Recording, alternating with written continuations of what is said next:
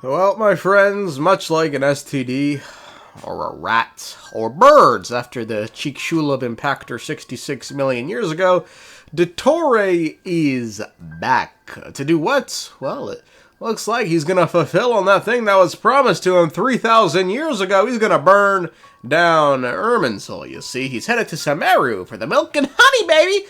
But not just him. Seems like fucking half of Tevada's assembling for this event, including the Shades, given we heard the voice of Naberius, the Shade of Life, in the trailer. So let's do our favorite thing to do on this channel and break down the trailer. And quick, if I sound a bit off, some of you might remember this happened the same time last year. I am deathly allergic to pollen.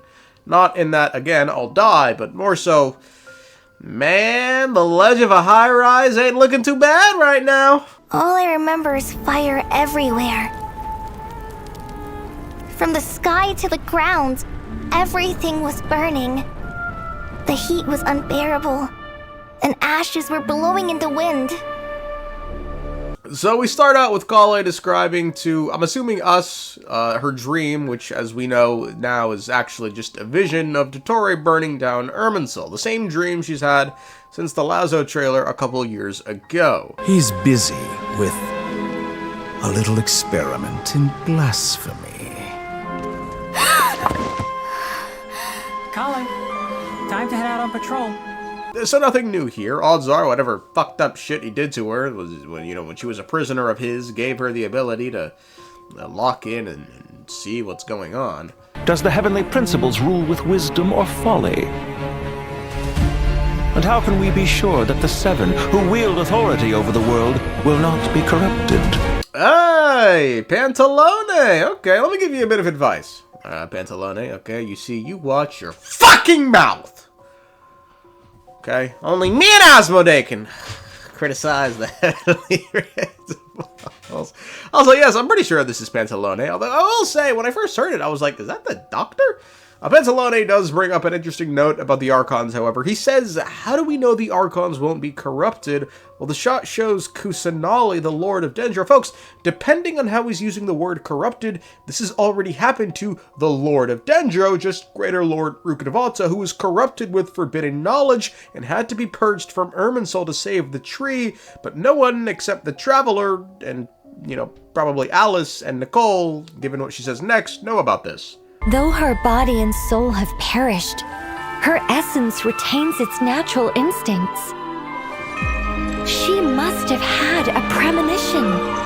Her body and soul have perished. Does anyone know anyone else's whose body and soul have perished? Rukkhadevata? We know at the very least when Nicole knows when Irminsul has been tampered with, and we know the Hexen Circle studies the tree immensely, so anyone want like a $3 wager? I think she's talking about the Greater Lord! The situation in Sumeru is as described above. It is time to eliminate the remaining poison Dottore has left in Mondstadt. Seduced by transcendent power, secretly colluded with the Doctor.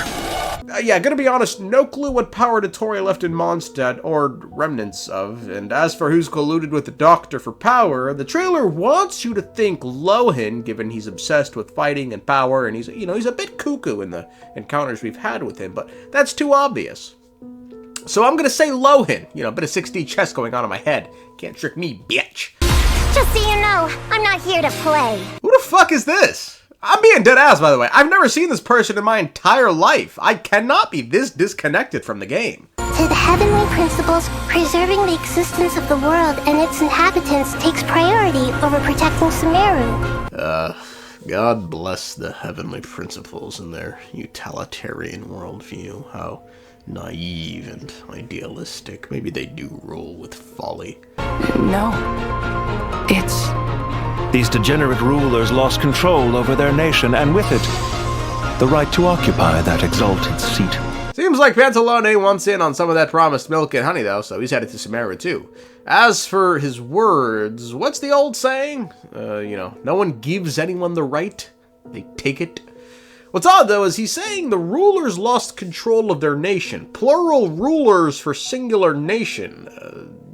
Could be he somehow knows about the Greater Lord Rukkhadevata losing control, and maybe somehow Nahida's currently losing control, and he's referring to them with the nation being Sumeru, but How would he know about the Greater Lord Rukkhadevata? Unless maybe he's referring to all archons in the singular nation of Teyvat.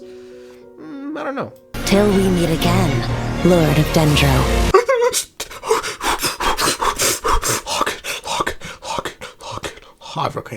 And here we have Naberius, the Shade of Life, bidding farewell to the Lord of Dendro. There is no doubt in my mind. Actually, there is a doubt. This could be, I should have fucking weird sentence. This could be a flashback of an interaction between old Naberius and Rukkhadevata, given if Naberius is here in the present, that would mean Rhine-Daughter is here, given they've merged. So, you know, it could be it's a flashback because we don't hear Rhine-Daughter, but at the same time, it could be this is like a scene that takes place at the end of the quest, and Rhine-Daughter is patiently letting Naberius speak. How benevolent of Rhine-Daughter. But there will come a day when we reclaim this world for ourselves. Ah, what up, Cracky? How you been, man? We haven't seen a Pep, the Dendro Sovereign, in the narrative in quite some time, man. Look at Dottore bringing everyone together. You know, he's the great unifier, they say. He ran on that campaign. As for what a Pep is saying about how she and the Sovereigns will reclaim this world, delusions of grandeur, no doubts. A trick to get us to lower our guard? Don't die. This would kill him. Watching lowly prisoners like you act all self-important. A lot of generic hype lines here, but there is one line at the end, you know, watching lowly prisoners like you act all self-important. It's a female, but I have no idea who's saying this. Given the authoritative manner in which this line is said, and the referring to people as prisoners, I want to say shades, but none of them sound like this. To be fair, this could just be some Fatui NPC female after capturing the Traveler and friends. I mean, you know, if you know who this is, though, feel free to let me know. Connect to Safe Shatraj. I never thought I'd return through sumeru. I am the shimmering light that glows from the eyes of the Creator! This line, Kale says, is interesting. She's actually quoting the scroll of streaming song in which Nabu Malikata and the Greater Lord Rukkhadevata met for the first time, and Nabu Malikata says those words verbatim. The Creator obviously being the heavenly principles. You will pay for interfering with the grandest experiment of all time. And that takes us to the end. Kale ominously speaking of the Creator. I've been too locked in fucking Zone Zero lately. I hear the word Creator, I sit up. But it seems like this is it. You know, Dottore is backed by some mechanism that isn't explained. He doesn't really seem to have a body, though. He looks too digital. And, you know, for what it's worth, the descriptor they're giving of us for... I say this thing because they do not call this thing Dottore or the Doctor. Quote, this new opponent does seem to share a lot of similarities to Dottore, and unfortunately for us, he's just as dangerous. He'll catch us off guard by appearing before us when we least expect it, and if we try to create some distance, he immediately teleports and launches another attack. You know, so he looks real digital, far removed from the segment in the prime of his life at the end of the Lazo trailer. I guess it shouldn't come as any surprise, though, to any of us. The guy who tampered with the body of an immortal sinner himself has now defied death, even if he's wound up in this janky manner. You know, but I respect the love of the game of bastardization Dottore's got going.